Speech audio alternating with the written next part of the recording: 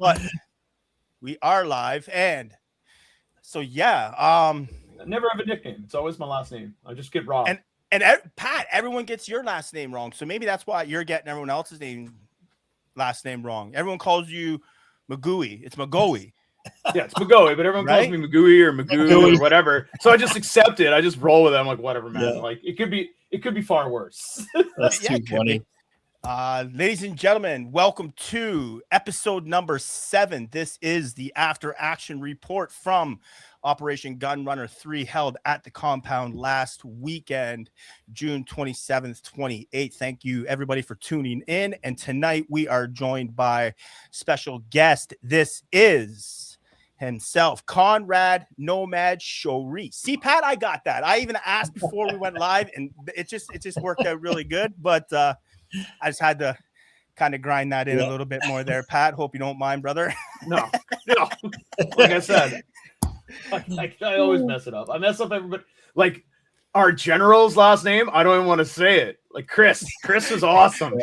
Commander Chris. That's what we're sticking with from here on out is Commander Chris, right? Like, yeah. He corrected us, and you know what? I still owe him a beer from that. Because when I butchered his last name in that episode, I shot him a message. I was like, sorry, man, for butchering your name. He's like, no problem. This is the type of beer I drink. And I forget what he said. I was like, I'll bring you a beer. So Chris, Commander Chris, job well done. Great time. Great being operating under you and getting those missions. I guess the ones we did get complete for you. And I'm sorry for the ones we didn't, but I still owe you a cold beer. And I can't wait to see you next time so I can get squared up with you and enjoy some war stories with you in person. But how you doing? How's everyone doing? Konrad? Good, man. I think my name screw up all that day was instead of calling Wartooth, I was calling him War Dog, which is probably why he didn't respond half the time. So we all do it, man. So is there a reason why you're calling him War Dog, or just made it up? I don't know. Okay, all right. So we've got War Dog, and we have what were we calling Chris last time? Ziegler or something. Yeah, I don't know. See, I don't know. We're already doing it, but yeah. I just want to thank everybody for tuning in. Give us a like, give us a share, leave a comment, let us know some of your war stories that were going on last weekend at Operation Gunrunner 3. As Pat's doing all the sharing and everything, Brian, oh my God. See, now I'm getting names going like crazy here. I'm thinking of Brian from our battle buddy. I know. But Konrad, why don't you break us down how your trip was up Friday night and how you guys got all set up? Or did you go Friday night or did you go Saturday morning? Yeah, no, we like most of the team left super early Friday, and we made our own little compound. I don't know if some of you probably saw it, but the guys each have a nice trailer set up. So we set up early there, which is what I advise people to do: get there early, get a good spot. And then I showed up probably around 4:35, but it wasn't a bad drive. And just kind of walked right in there and chilled out for the evening and got my weapons cronied, and it was good. It's nice being able to do that the night before, eh? Yeah. Getting 100%. That all taken care of, registration, crony. Pat and I did that, and our teammate Ryan Russell, we had all that done, and we came back to camp, and it was just like, what do we do now? What do we do? Yeah. Snaps a cold one. He's like, how about we have a cold beer? And I was like, I'm game for that too. That is honestly one of the most organized I've been at the event. I came to I had a couple of massive epiphanies that weekend. And one of them was I have to organize my stuff way better. Checklist, whatever I got to do. Cause it just seems like I have so much stuff. And before my other hobbies, it was easier. It's just I knew exactly what I needed. I just had, this is there's more stuff and I'm not used to it yet. My Peltors and this and that. So I was like, did I pack this? Did I not pack this? It was all there. Everything was good. I think everything I forgot was a mundane item. There was a couple little things I forgot. It was just all small stuff. But yeah, I mean, I do my prep probably 48 hours before. Just make sure everything's there and just get it in there. And have it sitting by the door to take off, because those distance games, you don't like, if we're playing here near a field, it's easy to just jump out and go grab something if you're missing it, but not there. You got to have everything with you. And yeah, it's like it's just good planning. So yeah, and I love going in there early, because even after you've got all that all the business taken care of, it's nice to just kind of wander and hook up, like we hooked up with you guys, and just catch up. Like that's kind of the community, right? Absolutely. And getting to know the community too, because it's a whole new community for us. So getting to know everybody, and like a couple times Pat and I showed up and we were like, this is pretty cool, because when we were doing paintball, we would get to an event the day before or the day of, and we'd be trying to get to the field or something like that, and we're shooting the shit with this guy and we're talking to these people. Next thing you know, it's like, whoa. Like, we got to move, right? So now with us just recently getting into airsoft, not a lot of people know who we are, so we get to show up, we get to take our time, chill out and relax. But this year we showed up and we had a few people that were like, hey, aren't you the podcast guys? We're like, yeah. And they're like, we like your show, and so we got to meet some few people, new faces in the community, which is very cool. And I know who you are, so thanks for reaching out and coming to say what's up. Greatly appreciated. It always makes our day or our evening when somebody comes up and tells us they follow us and they tune in and watch us and stuff like that. So it's always good things. But Pat, how was your drive up? The drive, like Friday, I booked it off. I packed up my in-laws trailer and drove up. It was perfect. Like, gorgeous day. Like, the weather couldn't have been better. We got an amazing camping spot, set everything up, set up our little area, and it was great. Like I said, got there. Chronograph was easy. Very painless. Just go get my stuff. I had everything I'm using was an AEG, so it's super easy. It's either going to work or it's not going to work. Yeah. And I chronoed everything I owned the night before. Like, I was using the SMG, so that was sub 1 joule. So because of the rules for light fighters, you can use submachine guns if it's a submachine gun caliber, like 9mm, 45, whatever, and you get to use full auto everywhere. Which is amazing. I really like that rule. I thought it was really good. I didn't feel it was a super big disadvantage at range. It wasn't too bad. Like, I depended on you guys for the range firepower, but in the woods, unprecedented to gain initiative. I highly advise, if anybody has a chance to go to an event that has those rules, try it out. Well, if you're using full auto for your AG, but it's pretty fun. But yeah, Friday night did that, got all my guns done, and we did all our registration stuff, and it was just easy, pain-free night. Radios. I forgot water. Yes. I forgot water. I forgot my MRE. So when I get up there, I message Tonka. I'm like, I forgot water. Can you grab water? Because we were already camped, set up and stuff. So he's like, no problem. I'll see you at 8:00 in the morning. Cool. Oh, now we're into the morning. Okay. So yeah, because we kind of covered the night, right? Yeah, we covered it. Right? Pretty much, yeah. Yeah. So the morning comes and Tonka sends a message, and I'm not going to be there till 9:30. And I'm like, oh no, you got to register. You have to crony. You have to get set up. Crony shuts down and registration shuts down at 10 a.m. Yeah. So he gets there. He comes over shooting the shit, and one of the guys patting them. They're like, nope. Go register. We'll take care of all this for you. We've got that done. Valet parked him and everything. Yeah, that's right. I forgot you took his vehicle and had them all parked and ready to go. Then we went over. After that, we started shooting the shit with Show and the boys over there. Got introduced to some of the guys on the squad there and got to take care of that. And then what was it? Did you guys go? Show? Did you go to the briefing? We all went. And then we all had to go. So it was meant to be just the team leads, but I guess with time and stuff, because they pushed everything to the right by an hour, right? Yes. Yeah. So everybody got in on the briefing, which was pretty quick, which is good. I don't want to stand around and hear briefings for hours. So it's good. It was done. Chris did a good job, and then we were off to the main briefing, right? And that was also pretty tight, which is good. Right to the point, and then we were out. Yeah, these rules for these events are on their websites. I highly advise you read the rules. I messed up too. I advise reading. We'll get into that. We'll get into that. That was like, I am not guilt-free in any of this by any means. I do not omit myself from being guilty. I even read the rules. But yeah, read the rules. It'll help save you. And it makes those briefings go by very quickly. And if there's something you're confused on, or you're not 100% sure how to interact with it or use or do, either ask any game officiant or other player, or just stay away from it. Yeah. Like the vehicles, there's a lot of questions people had about vehicles. If you do not have a launcher, you don't need to know about the vehicles. No. All you need to know is they shoot at you and stay away from them. That's my advice to you. Know that they shoot at you and stay away from them. If you're not going to hurt it without chalk. So yeah. If you don't have a launcher, you just stay away from it. That's my best advice.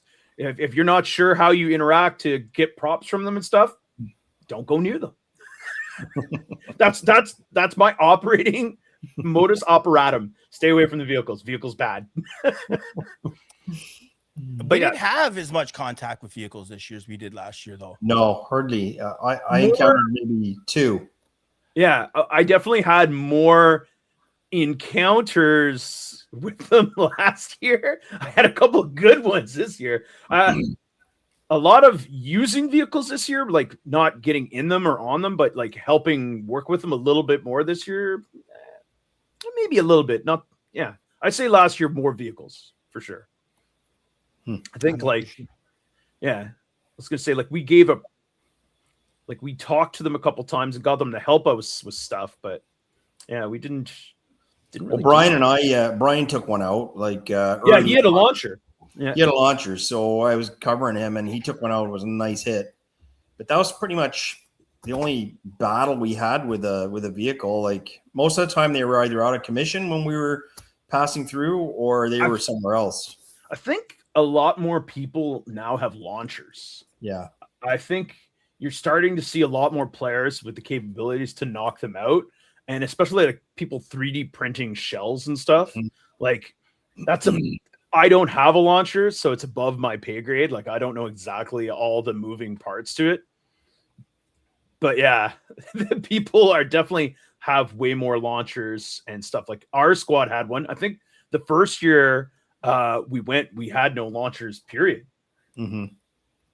Like it's cool though. There's a picture that was a bunch of photos came out today. I think Mike either posted them or they were on the Light Fighters page, but there's an awesome one of a vehicle getting hit it looks awesome. Chalk with all the chalk all over it. Yeah, the moment when the chalk hits it, like that's great. Yeah. So let's get into the report here. So we get stationed, we get figured out, we get our squad together, we get our platoon leader, which was what were you calling him? War Dog. War Dog. So you're calling him War Dog. So War Dog, that's what you're going to be called for the rest of this episode. It's cool either way, man. It's cool either way. Yeah. Either way, it's a savage name. War Tooth, War Dog. It's a savage name. I like it. But yeah, he got us all squared away. We got set out. We went out.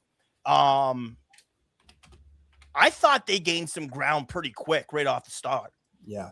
Yeah, you guys think so? Yeah, we encountered them earlier than I expected.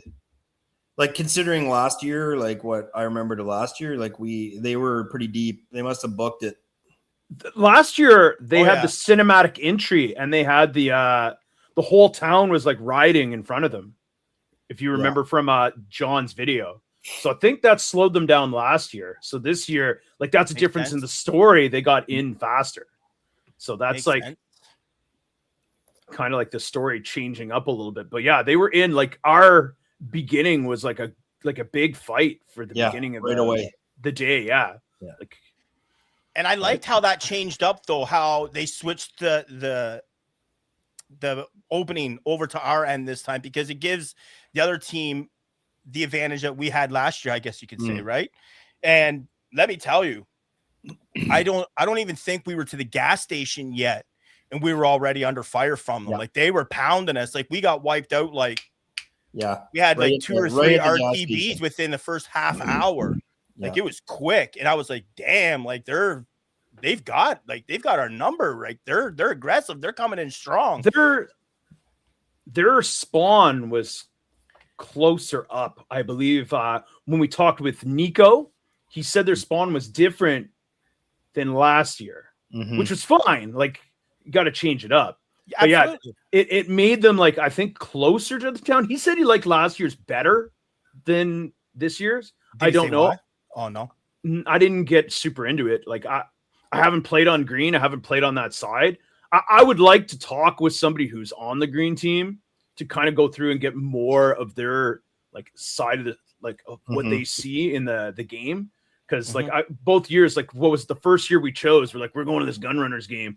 What team do we choose? We're like, well, which side's tan? We played M81 the last event. We'll do tan this event, and that's how we chose which side we play for Gunrunners. That's generally how we choose which side we play for. What camo do we get to wear for the side? Like that DA versus Cartel game, I'm like, I get to wear a Hawaiian shirt, man. Cartel. Let's go. But anyways, that's another story. We'll stick to this. But yeah, like the morning, like it was hard fighting, but we had like a period of like our figuring out our squad stuff because we were missing a guy or two and you guys were missing guys. So we like amalgamated to make one big squad. And there's rules for a squad. Like if you have more guys, you get more stuff. Like you get 2 LMGs, 2 medics, so on and so forth. And like, again, read the rules because we made this mistake early in the day. We only had 1 medic. So I went over. I'm like, yo, how many medics do we get? And he's like, you get 2. I'm like, that's a game changer right there, which would have saved us having to, go back so early the first 2 times. Absolutely. Our medic got taken out early. So, and then also having the 2, your submachine gun and the LMG, like that was nice to have that extra. One more LMG. That's what we lost. We lost one of our other LMG guy. His gun went down the day before the event. He had some problems with it. He like ordered a new box mag. He got the new box mag. He got the box mag in, and then like something else broke, and he's just like, I'm done. I'm like, bro, buddy, you can get it. He's like, I'm done. I'm just done. I'm like, okay. And I played LMG at Gunrunners too, so I'm like, I kind of want to use something else. Well, so I did too. Like you and I were in the trench that one there. Like both your squad and our squad, like flanked on each other, and were the LMGs. But yeah, I wanted to run a little lighter this time. So what was your loadout for this game? I had an M4. How many mags were you running? Do you carry a lot on you or no? Yeah, I carry. I've got 8 on my rig, 1 in the gun, and a lot of smoke and grenades, man.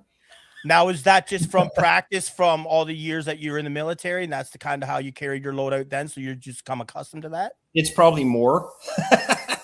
Okay. And it's probably because I don't know. I just use a lot of BBs, so even shooting semi. So I like to I never want to be running out, right?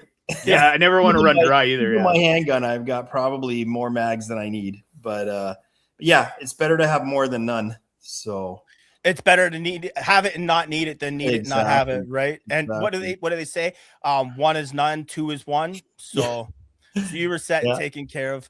But yeah, after we had that first, we got taken out a couple of times. We come back in. I think it was our 3rd insertion when we came back in, and that's when we started really gelling together. We kind of got to feel how guys were working with one another and things were going down. I've got a clip. I'm going to release it, but in the clip and the way it happened, you wanted Pat and I to take the bush line, the right flank a bit more, while you guys took more towards the center of not the roadway, but closer to the roadway. And we started moving up, and out of nowhere, Pat gets hit. We don't know where it came from or nothing. It was just like a random shot. We didn't hear nothing. Like we didn't hear no more gunfire or nothing. So Pat takes a knee. He's down. I'm trying to find where it came from. And then I see you guys pop a smoke grenade and throw it over.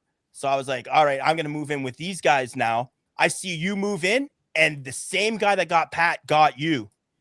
So I was like, okay. So I shot right in, and I seen him clear as day. And I would say, how did I not see him before? But it was just the angle I was sitting on. So I take him out. I grab your smoke grenade. I chuck it deep into the bush.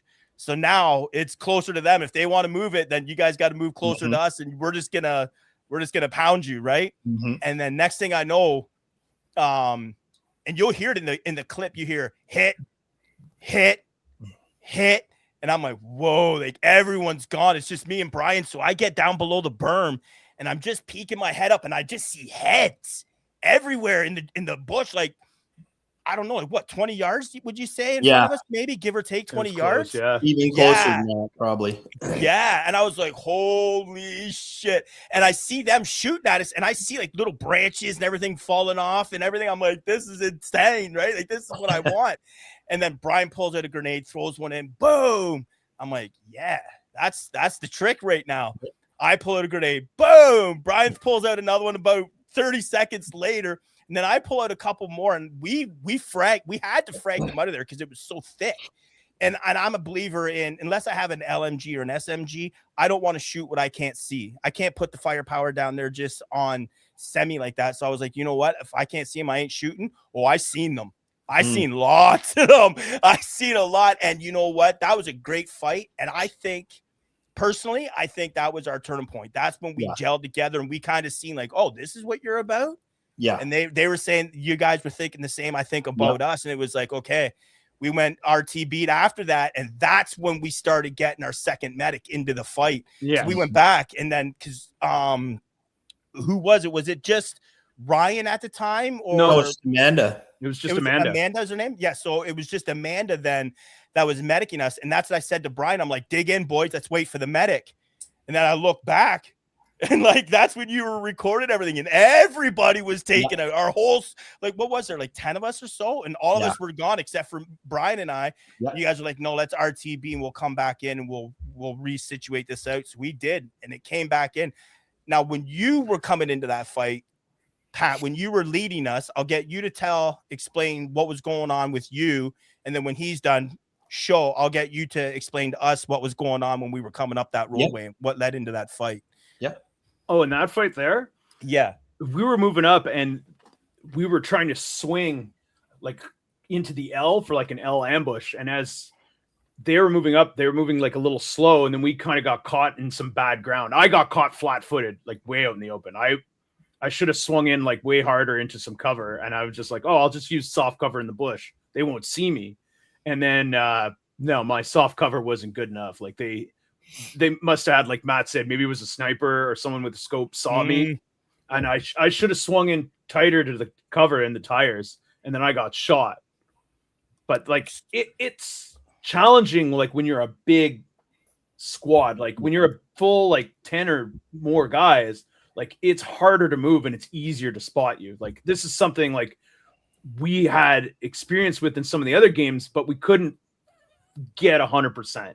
Like we were still dialing ourselves into this. I think in Gunrunners 3, when we did it with these guys, like we figured it out. Like we came into our own in this event. Like I really, really do think we figured out a lot more stuff this event with radios, comms, movement, everything this event. Like personally for myself, this is all my experience. Like I think we had a lot of epiphanies.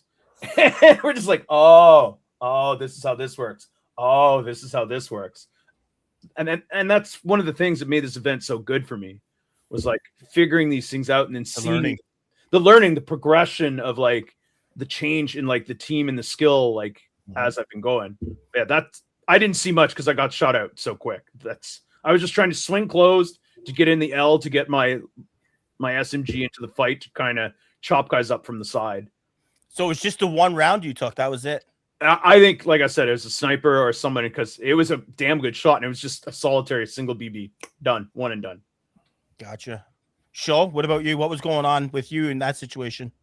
So remember, we were told like, okay, push up there and come into the city by that road. And that road is kind of like comes to a T, right? So we were coming up on either side. Yeah. Making sure we weren't like in the open. And then half of our squad cut left on the road, and you guys went right, and you guys had the right flank there, right? Yep. And then Boost and I crossed over, and there was like a little island of trees there. We hit this sand bunker, but it was freaking an ant hole. So we were getting covered in ants. So that's when Boost is like, man, we got to move. And we knew we could hear those guys because we heard you get shot, Pat, and we knew they were on the other side of that hill. So, so Brian and I was yelling to Brian and Pop Smoke. And then I think there was like 5 of us there that pushed the road.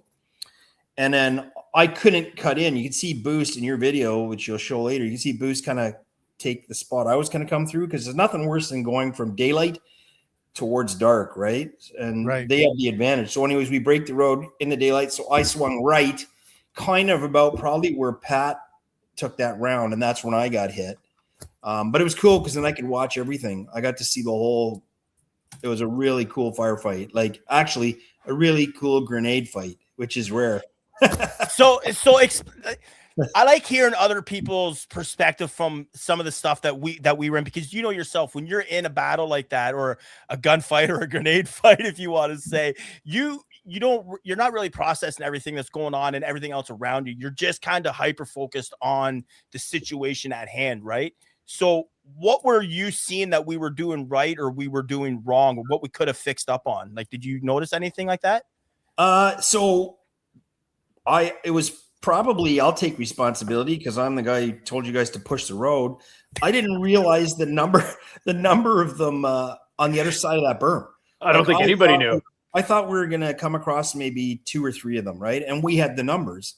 Well, turns out we didn't. We were evenly matched, because later when I go in and I take a look to see, like, whoa, just to kind of give them a fist bump because it was awesome. Yep. There must have been like 8 guys in there, 8 or 9 guys in that little. Really? On that other side of the hill. So I'm sure they probably were in the same situation as us. Like, what the hell's happening, right? But it was really cool.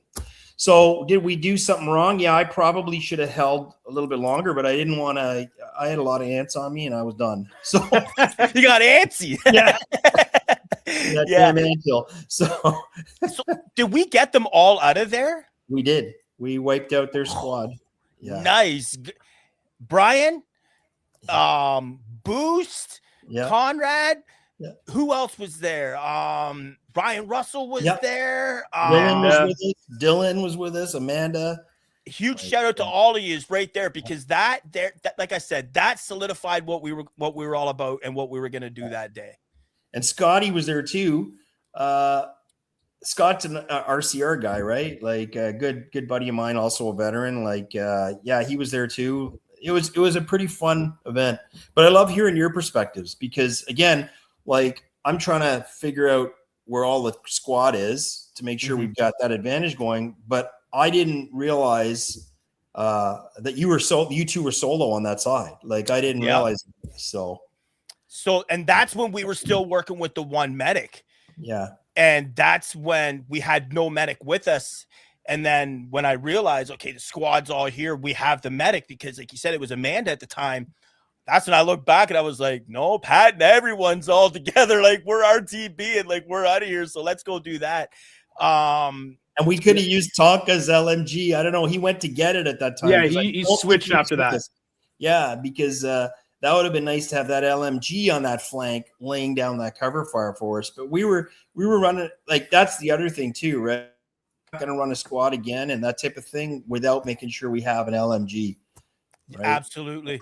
Yeah. So the way you're explaining how they were set up on the other side of that berm, I would almost have to say it would have been a sniper that got you, Pat, because those sounded like they were all the forward pushers that we were battling with. It almost sounds like it was a sniper in the background that was watching that flank, watching that roadway. Anyone that came up, just with a good shot. Or a guy with a really good shot. Either way, it was a good shot. He got you. It was a money shot, right? So 100%. It's a money shot. He got you, bro. So either way, it was good all the way around. But I'm going to say that it was a sniper just because you confirmed it was only the one shot that took you. Yeah. And I didn't hear I didn't hear anything. Nothing. No, like, it was quiet. It was dead. So now we go RTB. Do either one of you guys want to talk about our next big push? The really good one? When we go back, do one of you guys want to lead it off? I mean, like when we go back for these, not our whole, like the entire squad isn't out all the time, but it was super hot. And it's always good to go back, regroup, rearm, rehydrate. So, I mean, when we say that, like it's not because we were eliminated completely. It's because it was probably a good plan to go and just kind of refresh and get back out. So, that's kind of what happened there, right? We go back and we rehydrate, rearm, and get back out, because you guys used the squad grenade count. We had to go rearm. That, and you have to reinsert as a full squad. Exactly. And also, like, I think some of our challenges, again, even though like we're all running radios, we're all running the same thing. We're all running the BFANC 5s. We're all like, I was having major issues connecting with the command. So, I mean, for me, going back was to just sort of say, okay, where are we at? What's the next goal? And how, like, what does it look like? Right. Because we were kind of blind, not within the squad. I think there's great comms in the squad. And I thank you there, because you like kind of took over. So I didn't have to keep switching. Yeah. I know your pain. Like, we did an event at another field and they tried to give me 2 or 3 radios to run. And I'm like, this is too much. I even play a video game called Hell Let Loose. And I don't like being the squad leader because I have to have the command chat and I have to have my squad chat. And eventually it just becomes way too much. And I'm like, and it's not like it cuts in and out, right? It's like you got to switch your channel. And I just like, but no, I mean, I appreciated you kind of being that little XO side there, and you were channeling stuff through to the rest of the squad. So I think from the perspective of squad comms, I think it was pretty good. From the perspective of us me being able to get like connectivity with command, like that's got to be worked on for next time, I think. So what went wrong, do you think? Was it just the radios or just the way the communication? I think there was too many things going on. Like, I think there was just a lot of comms going back and forth to the command, and it becomes overwhelming for them too, right? Like Wartooth having to, like, he had Connor in there, which was great. And at some point, actually, when I went back one time, I'm like, man, I can't communicate with you. Like, I don't know if you're like, we're not getting real-time comms here. So he kind of delegated that, which is probably a good thing, over to Connor and said, okay, like, keep me apprised of what's going on. So like when you're running, you know, those big platoons and that, like that, it's hard to be the guy who all the leaders are trying to get a hold of, because we're out here pushing our guys. And, you know, we're like, hey, you know, we need air support. Yeah. And we got a good story on that air support too, when that got called in. And that was later on in this push. So when we returned back out,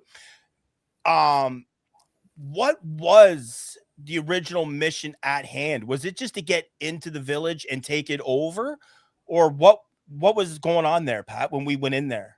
Our original mission was to get in the woods kind of in here and just provide a blocking force, because they don't have any missions right away. They have to kind of get intel and then get stuff from NPCs to kind of get the missions. So our commander's goal was just to gain ground, get there, ground control, and hold the area. So we pushed our squad in there, and then we like smashed into another full squad, like, and we got in a big firefight.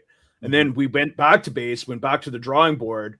And then after we did our water and everything like that, we need another medic. We need to pull back our wounded to our medics, as opposed to always making the medic try to get to people to save our medic from getting shot. And we made those small tweaks. And then Tonka brought in his LMG, and we made those squad tweaks. And that, I think, like, really helped us. That's like when we figured it all out. We're like, this is. And then, you know what? We had some really good pushes then. Like, I mean, twice we took the village. Yeah. And the last time we were told, okay, you know, we were at the very last building, and then we were told, okay, fall out, like, smugglers out of the village, like, go back. And you're kind of like, oh my God, we just fought all the way. And that's a bitch when you do a big push like that. You know what I mean? Like you're grinding, and then you get this. What happened with that situation? I don't really know the gist of that, like what like the real reason was, but I think probably because we might have been blocking their ability to respawn into the game from there. That could have been something. I think that's it, because they got to come down that main road, kind of, and they get bottlenecked really bad right there. Makes sense. I think that might have been one of the reasons for us to go back, but you know what? It was all good. And I mean, like I love the guys from FPS and the TNF guys, and they were another platoon, right? And I remember like we had a couple of things where our squad hooked up with their squad from their platoon 1 and 2, and then we pushed into it was pretty fun. Like there were some really cool moments there. And I'm sure all of us have those stories, right? Yeah. Pat, why don't you tell us one of yours from in that push? When you guys were pushing? So myself and Brian, we took the left flank. So we took the left side from the center of the road in the village and the left side. You guys took the center of the road and the right. Oh, yes. We were fighting up and we were behind the sheriff's office. Yeah. We were pushing up, and then I got wounded, and then Amanda came up and healed me. And then I started blasting guys that were kind of like mirroring you, and then you guys pushed up, and then we got a mission from the mayor. We were given an ammo can, and he's like, I need you to take this back to base. This is for you guys. This is a gift. So me and Show got interrupted. We're like, oh, okay. So he starts to run in it alone. I'm like, I can't let you go alone. Like you have no communication with the rest of the team. I'm your radio man, basically. Yeah, no, it's good. So I'm like, I gotta follow you. And then that's when like we left, and then you guys started making your monumental like push through the town. So I'm going back to base with him, bringing this thing in, and I'm on the radio, and you're just telling me what's going on, and then you're asking for support, what we got to do, and then we get another mission that we need the casino.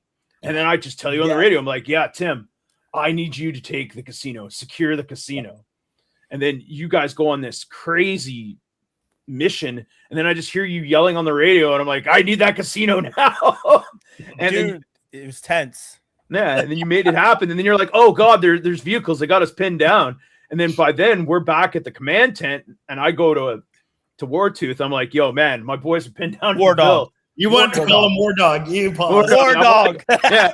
So I'm like, Wartooth. I'm like, yo, my boys are pinned down in the village. I need air support or something. Like, you got to do something. He's like, it's on the way. I got air support on the way. He just has the drone come down, loads it up, and then off it goes.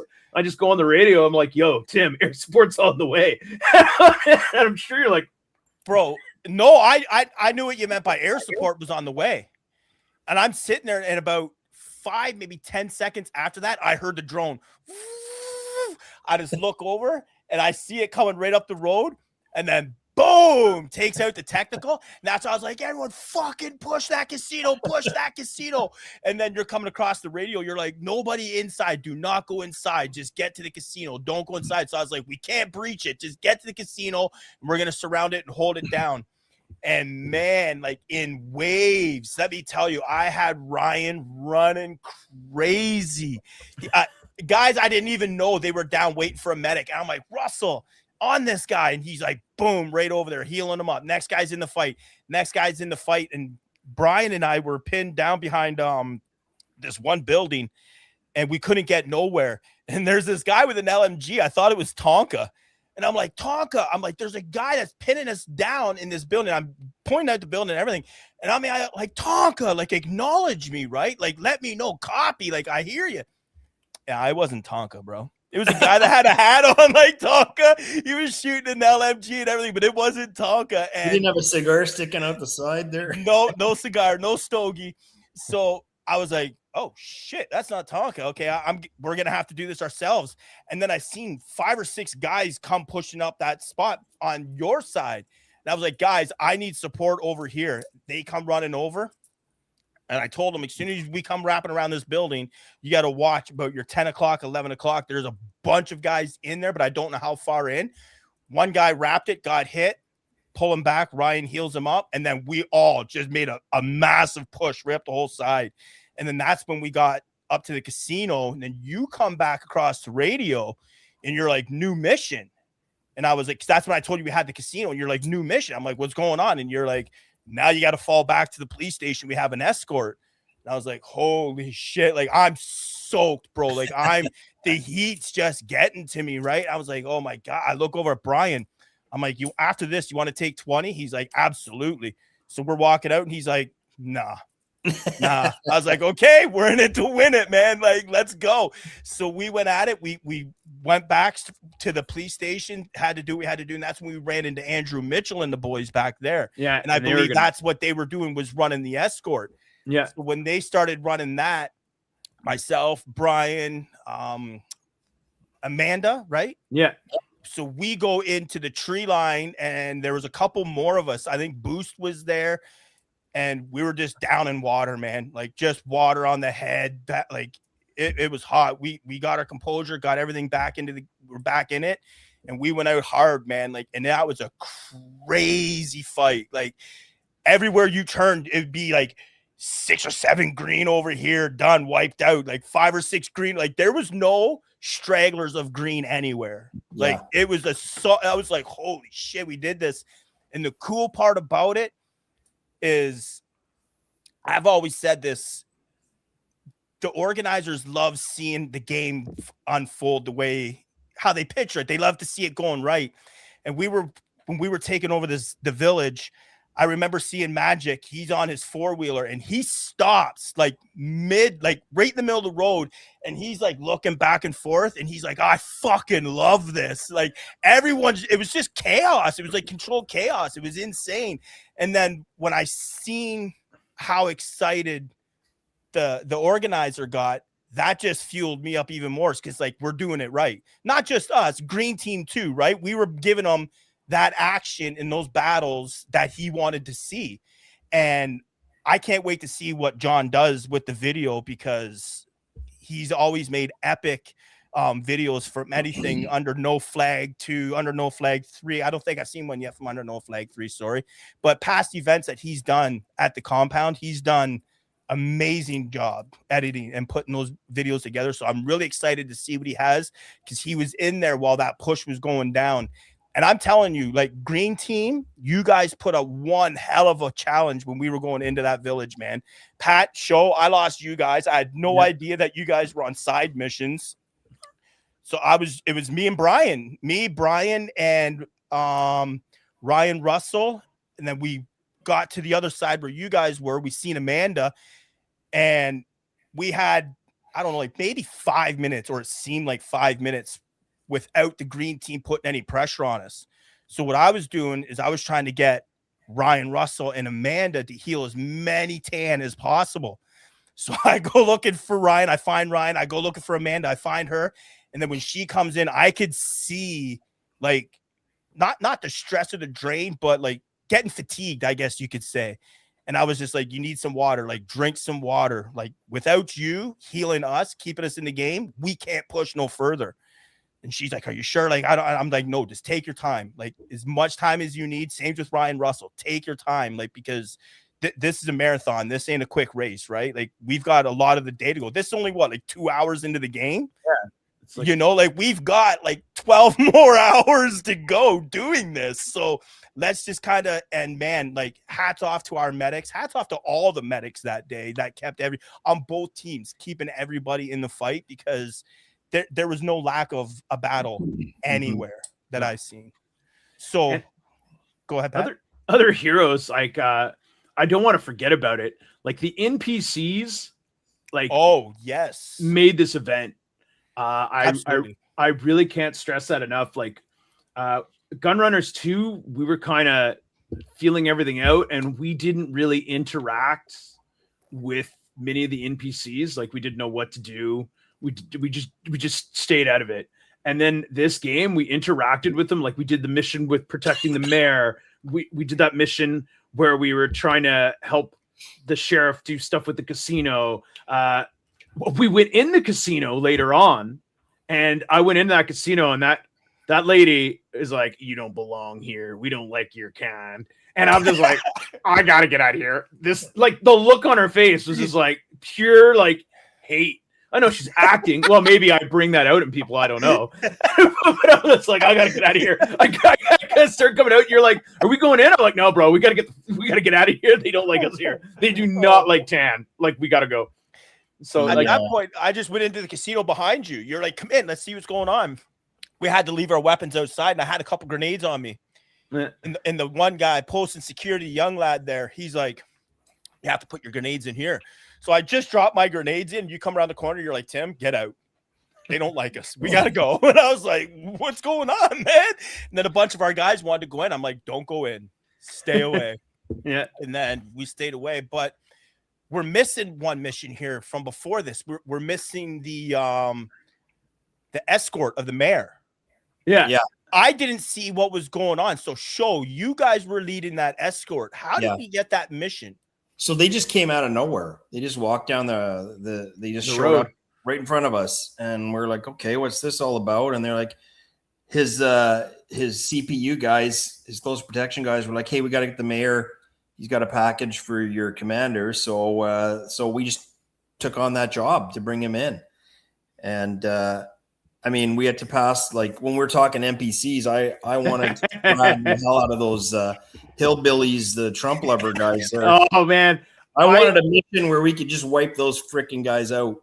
But, good for them because they made us hate them. I thanked them all the next day.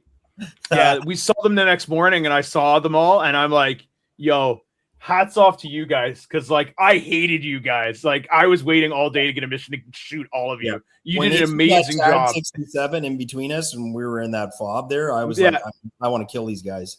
But just crazy. But anyways, so we he's leaving that one out. Yeah. We'll leave that one out. Okay, fair enough. But nothing too crazy or nothing, right? Like, it was all good though. Like, no. I mean, just in game kind of thing. Oh yeah. I mean, it was just completely like not expected, right? That they would just do that. But I mean, it was funny because Amanda's her nickname for the team is Flashbang, because she attracts them, and sure enough, where'd that grenade land? Right at her feet, eh? Like, they grenaded you. Yeah, they threw one of those. Anyways, it was all good, but when we had the mayor there, when we took him to back to the base, Tim, I think you and I were a bit like, we can't let this guy walk in with that. We don't even know what it is. Like, he had a pistol on him, and he had just walking with it freely. Yeah, I know, and he had an ammo can, and I'm like, what if it's like a bomb, and they bring that in there, and like, I mean, who knows? So I take it from him, and Monty's like not happy, like for real. Yeah, he's like, no, you gotta give me that. I don't know, man. What's it? Yeah. And then we were walking, and that's when he looked back. He's like, does anyone want my pistol? And I'm like, yep, I sure do. I didn't know, like you said, like, was he trying to bomb our command post so that we had to work with like no comms? Because we'll get into that next, what Connor was running inside there. Because I asked him, I did a recording of a video, and I asked him if I could share it. He said, sure. So I'm sure we can talk about it. But I was like, if that goes down, we have no comms. We have nothing. Yeah, I didn't want to be the guy bringing the Trojan horse. Yeah, exactly. So, but no, it just turned out that was meant to be part of the game. So they went in there and they did their thing, and then we got our next mission and went back out. But that part was funny when when Monty went in and he's seeing our commander, he hands Chris the ammo crate. Chris just grabs it, throws it on the ground. He's like, that's a gift from me to you. And he's like, it's heavy. Like, just total in character. You know what I mean? And it was just, I was like, this is awesome. Like, because we got to see more of the storyline this time.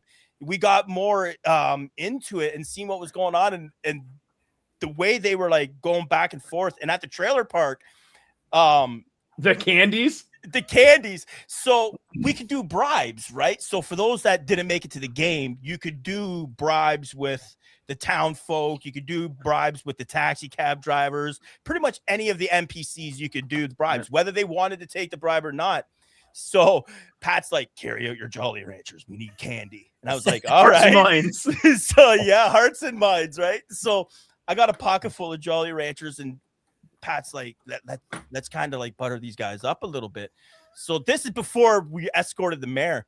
So I go up, I'm like, you guys want some Jolly Ranchers? I'm like, you know, they're like a special Jolly Rancher. And I'm playing the part too, right? So I'm acting like they're like, you know, like THC candies and stuff. And so, but I'm like, oh, this color's this many milligrams, this color's this milligrams. And like the hillbillies, they're like, yeah, I like these candies. And so I'm like, here, take extra. Like, you know, if any of your guys get hurt or anything, that they're not going to feel no pain if they eat some of these candies. Like, no pain, like you're good to go. So we had that relationship, and then we're coming in on the escort, and I had no idea what was going on. Pat's like, walking, he's lead me in. He's like, if any of these hillbillies try to make a move on us, you fucking blast them, just like this. And I'm like, okay, like, let's go. So we walk in, and they're like, what are you boys up to? And but you guys are coming in on our left now, coming in behind the Trump building. So we're just talking to them. And I'm like, so how you guys liking those candies? You know, they kicking in now, and they're like, wait a minute, what's that over there, boys? Is that a politician? We don't like politicians around here, do we, boys? I was like, oh no. And then you guys were slowing down because we're coming up to the roadway. And that's when I was like, guys, they don't like politicians around here, so it's best we just keep moving, right? And then as soon as we started walking, they went around to the right side. And I was like, oh, they're going to try and come up that roadway and take us out. So we got to the point. Now it was clear. We walked in. We got Monty in there. We got the negotiating done. We got a gift. So that was pretty cool there. What's next after that? Well, then we got another mission. Then we had to go find the tail of the wing drone, the down drone. I don't remember. And then we went out there, and that's where we split up because they sent a liaison guy with us from command, and then he wanted to go down this road. So I'm walking with him, keeping him protected, right? And you guys push forward to go find this down drone. And then I come across this. I didn't even know this is going to be there. It's this cult camp.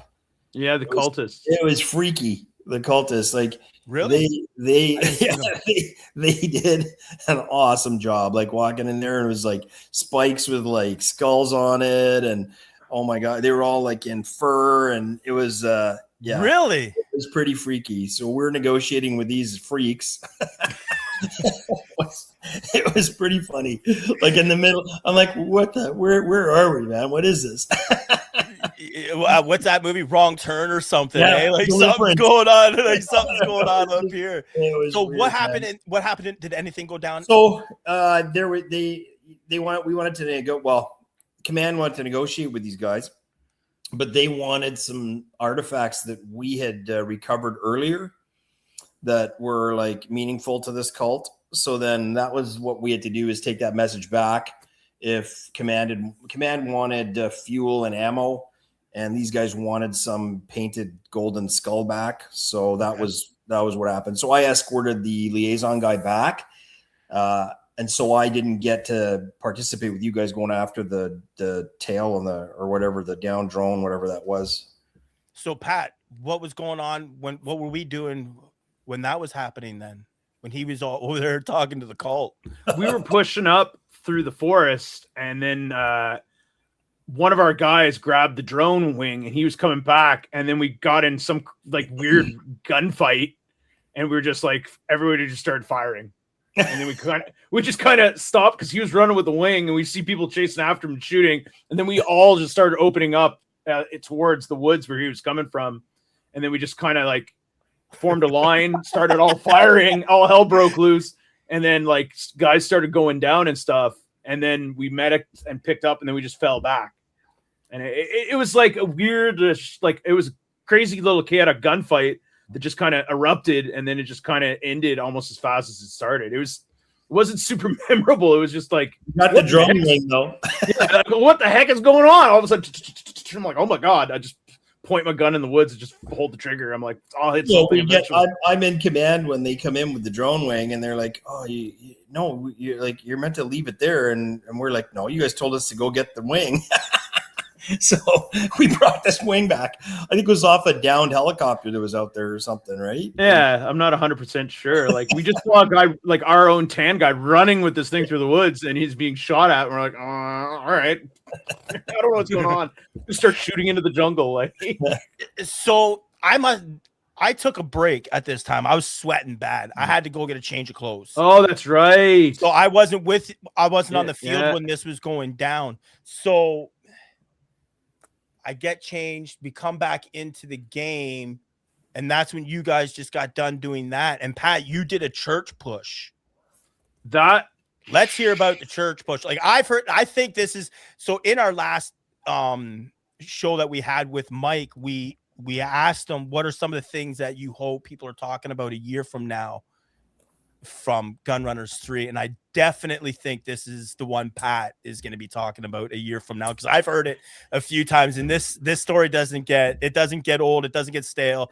Like, this is a good story, Pat. So yeah, Ryan Russell took a break too, so I grab him and I'm like, I want to go do something. At this point, the rest of our squad's taking a break, they're sitting out, and I'm like, I'm still jonesing. I'm like, I gotta do stuff. Like, Tim has all these big stories, like everyone's got these big missions, and I haven't up to now, I've only done like a little bit of stuff. So I'm like, I want to do something. I'm gonna go find some trouble, because I like to get in mischief. I like to find trouble.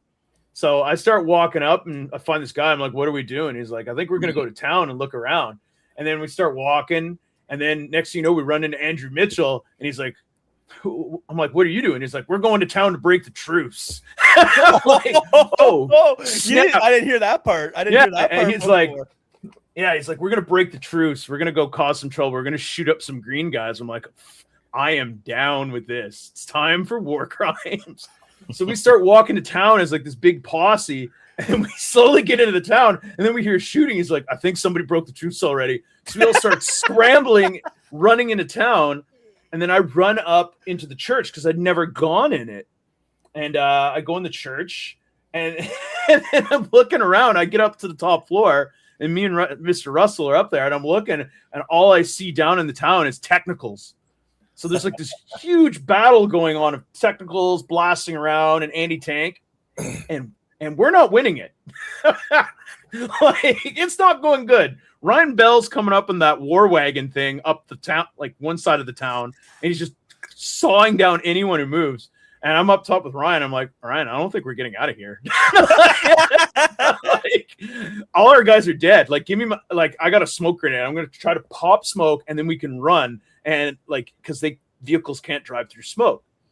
So if anyone who knows me knows I have the worst luck with grenades imaginable. Like, I never use them. I believe in just more ammo. I'm like, give me more BBs, more paint, whatever. And so I try messing with this stupid grenade, and I pull the wire, and it just comes right off. I'm like, oh, I guess that's not happening. Ryan Russell's like, give me that. Let me see it. He messes with it, and he's like, you got to pull that little cord. So I go, okay. And I try to pull that, and it comes off. This guy behind me is like, I got a lighter. Like, I think we can light it on fire and get it to go. So he flips out his Zippo, like he's from Reservoir Dogs or something. He's like, he starts going. Then the whole thing just lights up. Like, it's coming off now. And this is the point where I panicked. And instead of throwing it out the window, I just threw it out the roof of the church. I'm like, get this fucking thing out of here. Yeah. I'm like, get this fucking thing out of here. I drop it down into the field. And then some guys down below are like, you can't throw it through the roof. I'm like, oh, I forgot the rule. Like, I was there for the briefing when Magic Mike said, do not throw grenades through the roof. Like, I threw it out. Like, I wasn't throwing it. I don't even think you could have thrown it out the window, because you're up 2 stories, right? I don't think so. Anyone that's in the chat right now or that sees this later on, let us know if he was allowed to throw it out the window of the church from up above. No matter what, I messed up. You messed up. You own it. I own it 100%. I am like, that's fair. I was so panicky with this stupid smoke grenade because I never use them. I like this young guy with a Zippo lighter. That's pretty awesome. Yeah, I don't think I would do that. I don't. Yeah. I think that would be just a dead smoke. I'd be like, I'm not going to set that on fire and have a blow up. This guy was all in for this. Now he's like all in. He's clearly hard because he's using a gas blowback gun. He's got like a gas scar, and he's just bucking off rounds out of the church at people. He's all in. He's just like all in for this. So now we have two vehicles circling around me and Ryan. Ryan Bell is just waiting, and the second his vehicle gets off their countdown, I just see the turret snap up and he just starts blazing away at the windows of the building I'm in. And then they can't get me, so they start driving around the church, both trucks, just shooting at everything that moves. And I'm trapped up here trying to shoot down into the town so their guys can't advance. So this went on for like 2 minutes, 3 minutes before we finally got some reinforcements and stuff. And then eventually they murdered us. Like these trucks just chopped us down and we left. Split your lip. Oh yeah, my lip. They shot me in the lip, blew my lip apart. It was bleeding everywhere. Like it was too, right? Didn't they get you in the cheek? Yeah, too? No, that was from our town push. Oh. I got a shot in the face. But yeah, they split my lip wide open. But it was great. Like I said, these trucks just circling around, spraying me down. Like there's nothing I could do. It definitely like I need to get a launcher. Like this has to happen so this doesn't happen again. But yeah, like that's what like these events are about, like these big memorable moments that you'll never see. Absolutely. Like walk on rec play. Like it's not often you go to your rec field to play and you have vehicles like everywhere and drones circling around, like NPCs that you get to interact with. Like, well, just the number, right? I mean, it was over 400 people, right? 423, not including NPCs. So the logistics, the like, you're going to encounter big battles, which is really cool. Yeah, you know, you're not having these 1, 2, 3 person battles. You're having like 10 on 10. You're having full squads, a platoon. Yeah. Like, it's pretty freaking cool to have that many people at an event, and an event that can actually have the capacity to manage. Like many events have to cap it because they just don't have that capacity, right? And like to be able to have 400 plus, that's pretty awesome. It didn't feel like it didn't feel like when you went into any place, it didn't feel congested or anything. It just felt like, wow, like there's room to move. Like if that was at PRZ, you wouldn't have been able to move anywhere. Yeah. You know, like this, like I love this field. Like it's really nice. I love the jungle warfare. I like if you want some CQB, boom, let's just take a trail right into the village. Here I like the trenches. I like a lot of that stuff. Like, and I've talked with Tim like a lot. Like when you take the full experience of like adding in all the stuff going on, the story and everything like that, like once you lose yourself in it, you forget that they're like little plywood buildings and stuff like that. Like you're in it. Like you're invested in the story. You're invested in the game.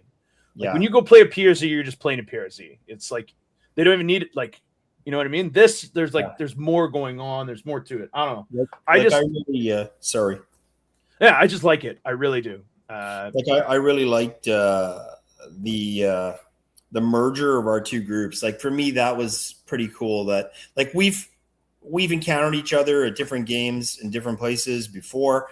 We kind of had one battle where we fought together last year at this event, but it was really cool to be together and like Tonka, like and oh my goodness, what's Flash? Is that Ryan? So Tonka, Ryan, but I'm trying to remember what his handle was. Flash. Yep. Yeah, Flash and like all great guys. And Tonka, man, like I've played with him, or at least on his squads for D-Day and paintball, and then you know a couple times like for last year for airsoft because it's only his second time I think.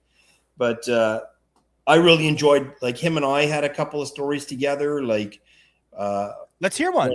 Well, when we did our last big push and took the village there, him and I were together. And I was he's the LMG guy, right? So I'm covering him. And yeah, there's actually a picture where one of the, I think it was our vehicle was down and he's shooting from the side and I got his back. And then we push out and there's our whole squad. You guys were there, I think. Like we had a bunch of guys in the left in the bush and we were communicating beautifully then. Like by that time we'd like got your group had meshed with my group and we were like moving, like good advance to contact, good cover. And we literally cleared that whole village on that side. And then we're at the final building, and then it was done. And then we're called back. But it was just like, that was a cool moment for me. And then one with Brian, like Radar there, Brian from Ops Tactical out in Carleton Place. Like Brian and I are co-captains of the Tourists, right? Who you guys play with. And our main field is out in, like, our home field is FPS out in Ottawa here. Right. And some of those guys were there too. So that was pretty neat. But no, Brian and I did a thing at the end where we were just like, hey man, let's just go. And the two of us, our final thing was just together, like going through the bush. Like we took out a bunch of, it was awesome. And we've played together a lot. So we kind of know each other's like you two probably. Yeah. Like we don't have to talk. Like we know exactly where the guy's going to be, what he's going to do. And yeah, it was pretty awesome doing that. But no, a shout out. Like, I don't know how much more time we have, but yeah, we got a few more minutes here, because I got a couple more stories. I think Pat does too, but we can make that happen within the next 15 minutes. Yeah. No, it was really good gelling with you guys and working with you guys. I look forward to doing it again, because the more we play together versus Cartel. I won't be at that one. My girls are in getting some tender loving care right now. So my hop up, I put a rotary hop up, the LCT 424. I put that in my SMG, and it's just not aligning right. So I have to get that taken care of. And I kept going through batteries in my AK. I think the dust cover was just hitting on my wire, and I think it was just causing a bad ground or something. I don't know. It's in Barrie Tactical Sports right now, getting looked at, getting taken care of. So I'll have it up soon, but I won't have it up for next weekend. I won't be able to attend next weekend, unfortunately. Tim's coming. Or no, Tim, you're not coming. Pat's coming. Yeah, Tonka's coming. Tonka and my other teammate Matt. So he's coming that's too. Great. So you guys can, we'll hook up again and merge our squad. I can't wait to hear the stories about it, because the more we play together, like you said, when you hit the field with Brian, you don't even have to talk. And I was saying that to Pat the other day, when he's point man, I don't listen. I don't listen. I don't really pay attention to what Pat's like. I'm paying attention more to the hand signals, and I'm watching how Pat moves on the field. Like I can tell just by his stance what's going on. Like he's a very good point man. He's very observant, pays attention to everything. Like he's really alert, and I like that, because that just helps me to relay messages back. Or if Pat's not on the field, I know how he's teaching me as he's going without saying anything. And I've noticed if you're ever on the field with Pat and you see him start to get into like a crouching position, just be ready, because sometimes Pat won't tell you what's about to happen, and shit just goes down. So when you see him starting to crouch, just get ready.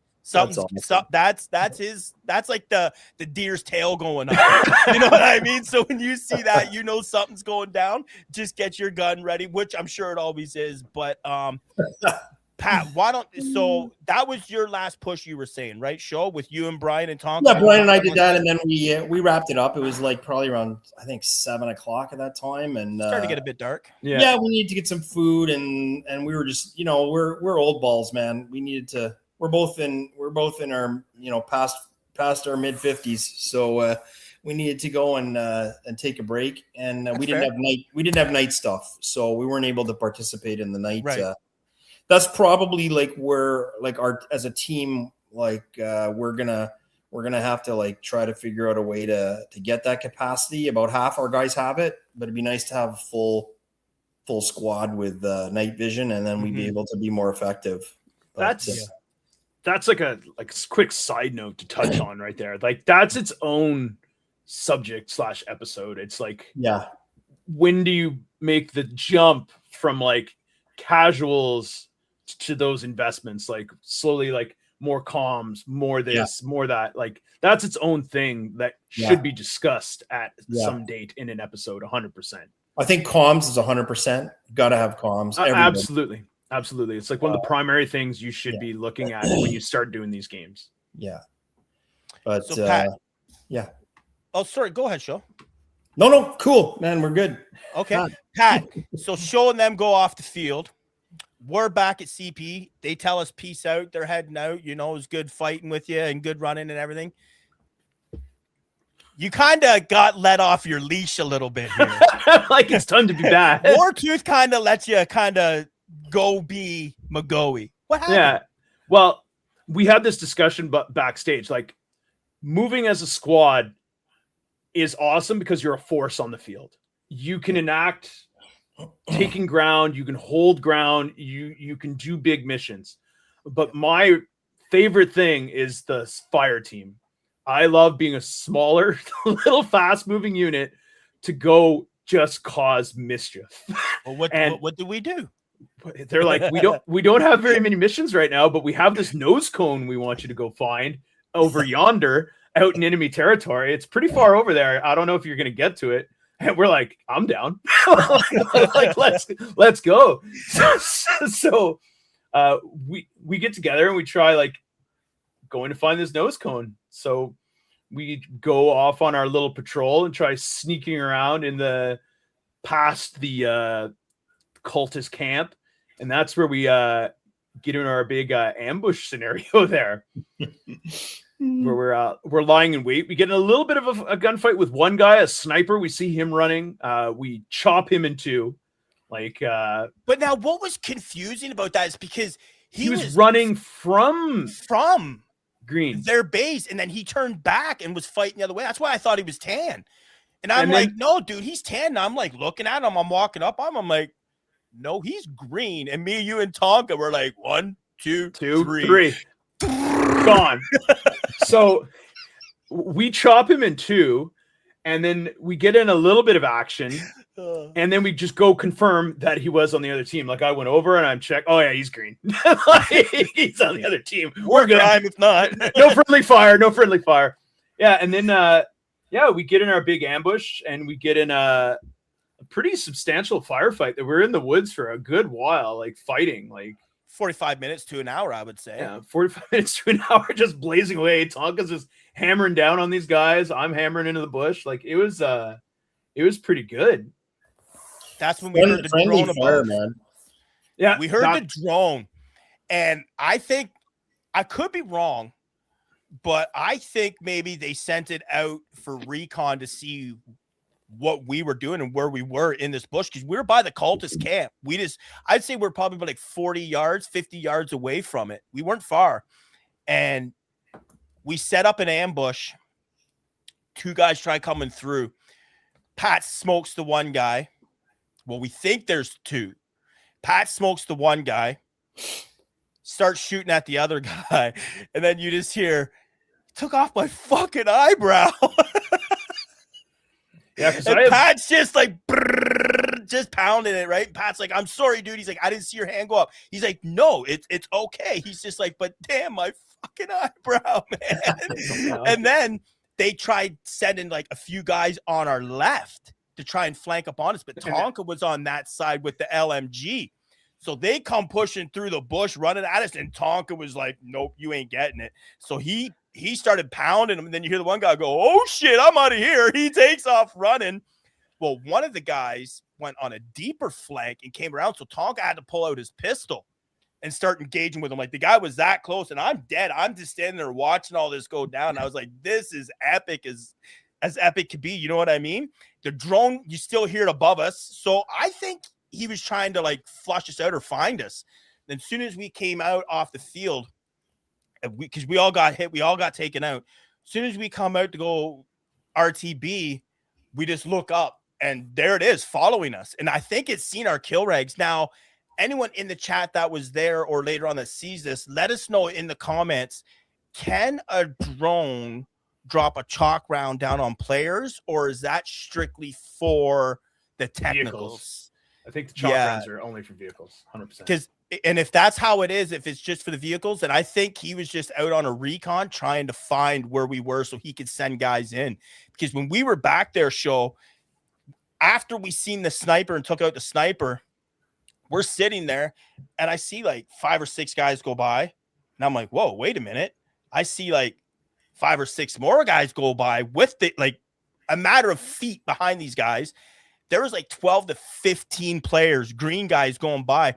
I'm looking at Tonka, and I know he's itching to open up. I'm like, do not engage. I'm like, there's only 3 of us. Do not engage. Don't do it. And I'm stressing it to him. Don't do this, because all day long he's like, yo, let's get these guys. Let's get these guys, right? I'm like, do not engage. I look over at Pat, and he's like, let's do it. Like, what? And I'm like, you want to go after these guys? And he's like, I look over at Tonka. He's getting up. He's ready. So the 3 of us went after these like 15 guys, and that's where all of this ambushing and flanking and everything came from, because they separated into like little squads, and we were just battling them out. And the 3 of us, we put up one hell of they ended up getting us. They took us out, but we got a big handful or 2 handfuls of them for sure. And it was just crazy. And Magic Mike came back, and he seen what we were doing. And he's like, oh, nice ambush you're setting up. And we were just waiting. And man, it popped off. Like, it popped off. Awesome. And I think that was our last push. Was it not, Pat? Then we went back to base and we grabbed Ryan Russell, and then the gas station got attacked. Right. And that was like pretty much our last little push. And we went and freed our friends at the gas station. And we got about the gas station. Yeah, and then we got in that really good gunfight. And Mr. Russell like saved the day again, because he mediced us, and then they didn't see him get in and medic us, and then we pushed the gas station, and then we made like a big assault on it. With buddy, yeah. Yo, the young kid, that guy he had balls of steel. Let me tell you. So when we went in there, Pat's on the right side of the path. I'm on the left kind of center. I was giving myself away. Pat gets hit, and I'm like, okay, where'd that come from? And then I hear them talking, and I'm not putting it together. They're like, he's on the left. He's on the left. No, he's on the right. He's on the right. And I'm like, I'm on Pat's left. I'm going to keep staying on Pat's left and get behind this tree if I can. Well, as soon as I start moving forward, no, I was on their right. Our left. So as soon as I moved, I moved myself out from cover and open so they could get me. So they hosed me down, and I'm sitting there, and I'm like, medic. Pat's like, medic. And then Ryan, he's gone, our medic. And I was like, okay, I'm not going to keep calling him back here in case they drop on him. So he comes up, pulls me back, heals me. So as soon as as he's healing me, I can see where these guys are. So I'm like, okay. As soon as I'm healed, I can talk again. Boom, he gets me up. I'm like, listen, you got to flank over here far, and you got to get into this bush and pull Pat back. But he's got to cross an opening. So I'm like, you got to be quick. So he gets over there. He pulls Pat back. As soon as he pulls Pat back, we find out there's like a couple more guys right in behind Pat, enemy right in behind Pat. And we're shooting into the bush. And the one guy's like, no, that's my teammate. I'm like, no, I don't think so. And Pat's like, no, there's another guy. And they start firing at us. So we move around, coming to like the main road, heading up into the gas station. And this one young guy, he's like, how many is there? I'm like, I have no idea. So one guy comes out of the bush line. He's crossing. He shoots, hits one. And he's like, hey, there's only one guy up in there. And the young guy's like, there's only one guy up in there. He can't take us all. Let's go, boys. And he pulls out a grenade. Bam! He gets smoked, taken out by the grenade, right? And I'm like, that's why you got to move slow, buddy. Like, that's why you can't just jump on it. Like, if there's one guy left, he's highly alert, paying attention. He doesn't want to go, right? So he gets medic back up, and Pat starts leading this push going in. And we get right up to the building, and Pat's just pounding them. Yeah, well, the young kid again, he's so excited and pumped. He's bombing the gas station. We're like, no, civilians in there. Yeah, like there's civilians. Like, don't be bombing the gas station, man. Like, don't be. So he ends up getting hit. My gun goes down. You can hear it in my clip. You hear my battery beeping, beep, beep, beep, beep, beep, beep, beep. And I'm like, my gun's down. I'm like, but I've got frags still. You're not out of the game. Your gun's just out of the game. So I pull out a frag, and I look at Pat. I'm like, where's it coming from? He's like, this building here. So he's like at the back of the building. So I wrap around the corner with my hand. I'm looking, and I see another building. So like, is it this building or the next building? Pat's like, this building right here. And I'm like, okay. So I pull the pin of the grenade. The kid behind me has another grenade. Pat's like, you can't throw it over the top. So I knew that. So Pat was talking to the kid. I threw it inside. Well, the other team was the other redacted team, and they had a guy laying under like a table or something. Well, boom, we fragged them out, and Pat comes in. He goes into the ladies' work at the gas station, and they're rating character, right? They're like, "Oh, thanks for saving us. Do you want a chocolate bar?" Pat's like, "Yeah, I'll take a chocolate bar." So she hooked us up with a couple chocolate bars, but that was a lesson learned right there. Like, always make sure, and that's the only takeaway I have from this whole event was my gun malfunctioning, just draining batteries. That's the only bad thing I can take away from this. Don't you run a pistol? I do, but I didn't bring it out with me. Last time I didn't use it much, and I thought, you know what? I'll pack an extra mag on me instead of running out with my pistol. And I'm always telling Pat, always carry your pistol. So always carry your pistol. Always carry the pistol. But no, go ahead. No, I was gonna say, like, with that many players, right? You'd think there'd be a lot more, and I don't know, maybe other groups had it, but we encountered when Brian and I finished for the day, we were taken out by friendly fire, and then we're we're done. Like at 7:00, we're like, you know what? That's it. We're done. But yeah, it was like all that hard fighting, and then we're like pretty far ahead. We're engaging another group of green guys, and then tan guys came up behind, and they didn't really. So yeah, that was the only friendly fire thing that we encountered there, but that's not too bad when you got over 400 people. But would you say that's your takeaway of the day? No, my takeaway of the day is I got to sort those comms out with command if I'm going to be like running a crew there like that. To me, like that's, I mean, I loved it. I don't really have any negative stuff to say about, I mean, it was just really cool, and people were good. Like there wasn't never had any garbage. Like a couple of times, like last year, there was a little bit of a, chatting match with one of my players, another guy. And like, it wasn't like that. It was super chill. Everybody seemed to call their hits, and like right away, there was no, I don't know. It was just fun. It was just a fun day. It was. Greg Bailey's in the chat. 2 teams, same name. Yeah, we were established in 2024. They were established in 2025. So it is what it is. They're the Toronto redacted team. Great group of guys. I don't think there was anything malicious or nothing in it. But yeah, so I got to clear the air on this. So we get there, we get camp set up, and then Nico comes down, and he's like, and he's part of the redacted team, and he's like, do you mind if no, he's like, I'm going to be a pain in your ass. Can I ask you guys to move your vehicle so our team can camp here? And I'm like, wait a minute. You're the other redacted team. You stole our name. You stole our camo. You stole pretty much our logo. I'm like, no, we ain't moving.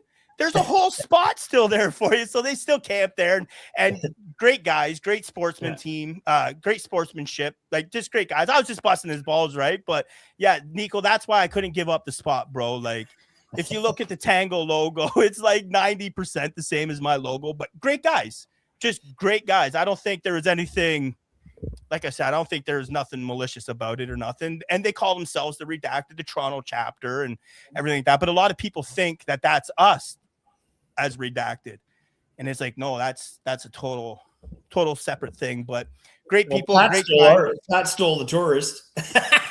And Pat stole the Tourist. So hey, I'm the Magfed Tourist. Magfed Tourist. Okay, so yeah, so that was a running joke. But yeah, again, amazing weekend. The only complaint I had was about myself because I cheated. I threw that grenade. Cheater. That's not a, you know what? Don't even stress. Yeah, I'm not stressed. But if you can only find things that you did bad at an event, yeah. I had no experience with other people that were like interactions that were poor, no shouting matches, no shooting at a guy 8,000 times and I'm not calling his hits. Yeah. A great weekend.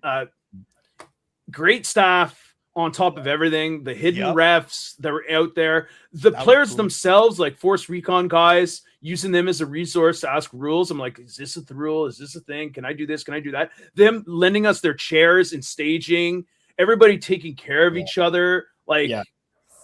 I do have one complaint. More shitters. Oh, more right. shitters. More shitters. So they were destroyed the Saturday morning before the game even started. I stay away from those. I try to go elsewhere. But yeah, there was one moment I did actually hear about one hiccup, and that's what apparently somebody went and opened up or something. Shot it into a vehicle. Into a vehicle. Yeah, like opened the door apparently and shot in. But yeah, that's a no-no. If you don't know about the vehicles, don't interact with the vehicles. Absolutely. Stay away. Stay away. What does Pat say? Stay away from the vehicle. It's a bad idea. It's just a bad idea.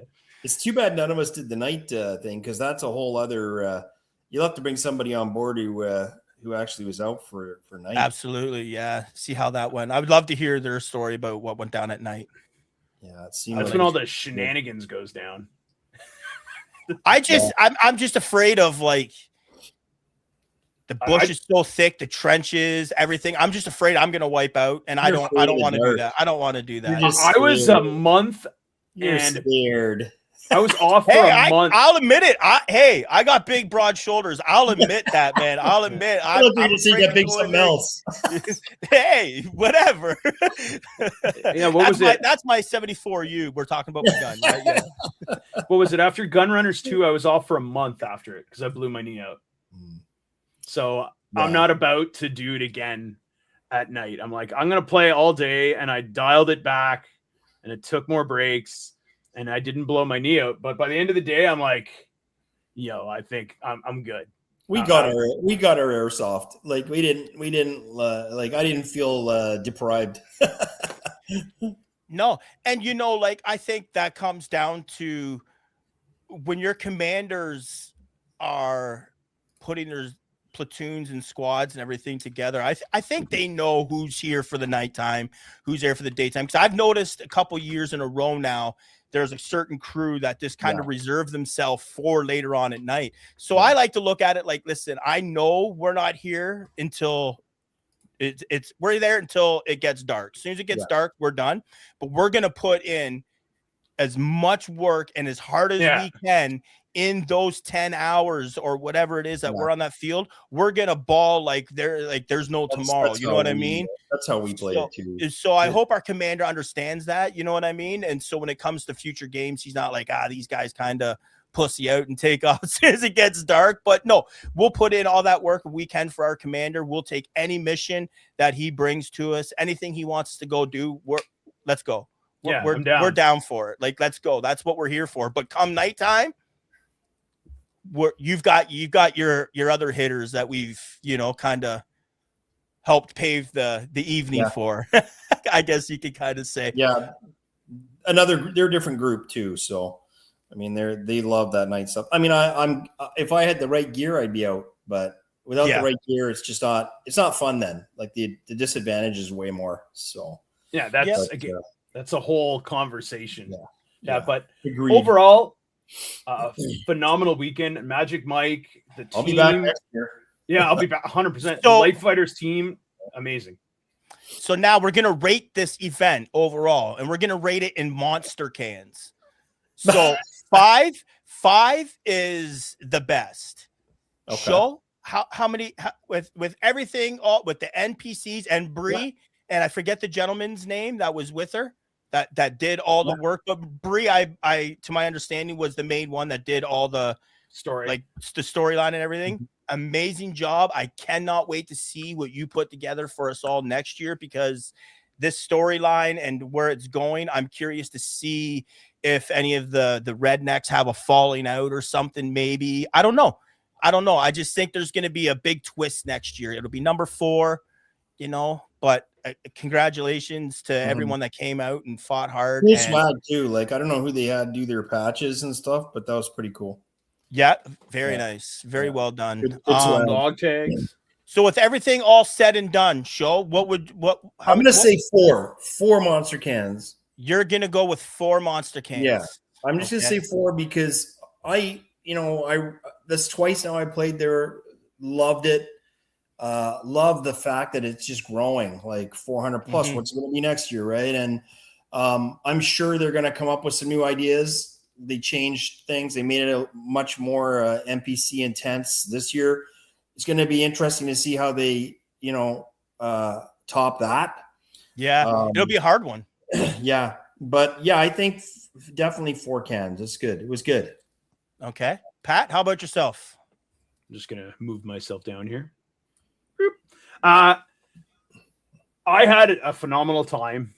The camping, the hospitality of the Light Fighters, Magic Mike, my teammates, our new teammates and friends, everything made it a phenomenal weekend. I'm actually going pretty high. I'm going 4.5. Oh, I know. The small can. You're going 4. You like that? You're going 4.5, eh? I'm going 4.5. Okay. It's a monster score.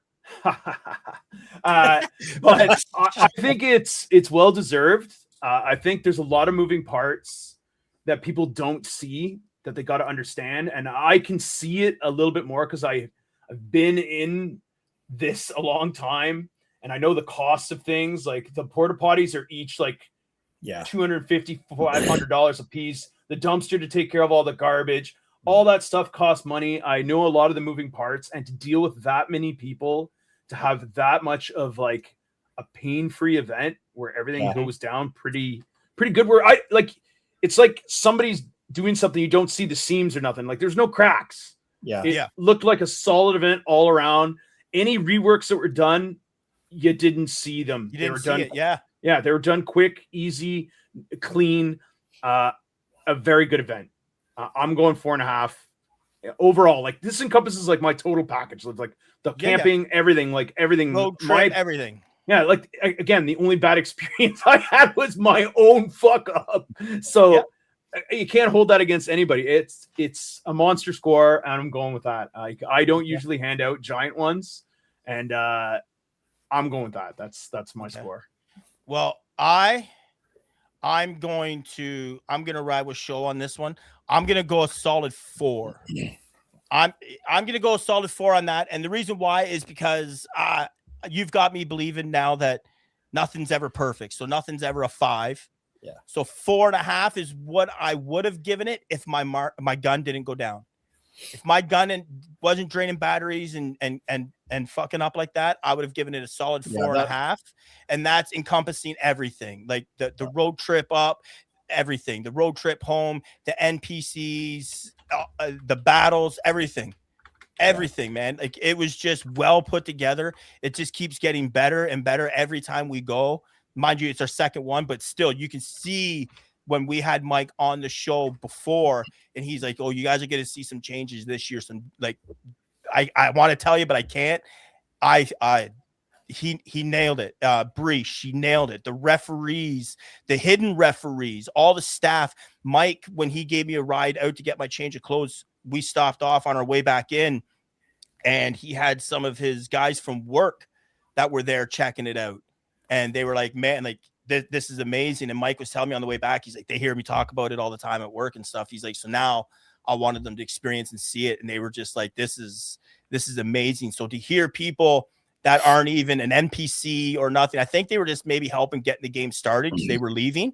Just to hear people from outside of the community coming in and checking it out and hearing what they had to say, just everything around was phenomenal, man. It was great. Like the sportsmanship, both sides all the way through. It was great. It was a great day. I wish we would have got in to see the cult like you did, Show. So I would have liked to have seen that. It sounds pretty cool. And that's the only thing we didn't get to see. And that's I'm gonna give it a solid. I'm giving it a solid 4 cans. Right on. It's amazing all the way around. Right on.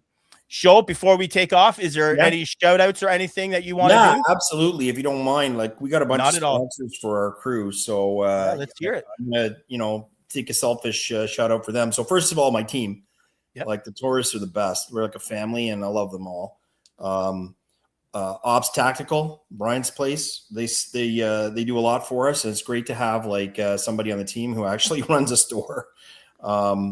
Shadow Tactical Gear, a buddy of mine, he provides a lot of our kit. Like he donated a lot of stuff for us. Most of the gear we were all wearing was from him. FPS Airsoft, that's our home club. Those are great guys there. GLD Industries, that's one of our players, his company, and they do a lot of stuff for us. They actually, we have a technical. It'll probably be, I don't know if it'll be out this weekend, Pat, but it'll definitely be out for the world event there. Yeah. Canna Connect, and again, another player of ours, brought them on board with us. Cool.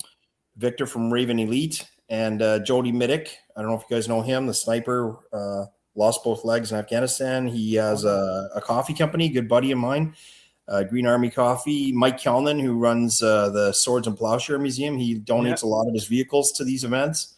And of course, like Rick Lou, aka Lou, right? He's the best. Like, he's kind of the godfather of the community there of Gata, and you know, great guy, runs great games. And just 13th of September at the FPS Field, we do a Veterans Appreciation Day. Anyone can come, but veterans play for free. It's sponsored, and yeah, it's great. Just get some of them out, and there's lots of cool little vending stuff there. So awesome. Yeah, I love it. We raised money for this year. We're doing it for homeless veterans in Kingston. Great. That's awesome. Yeah.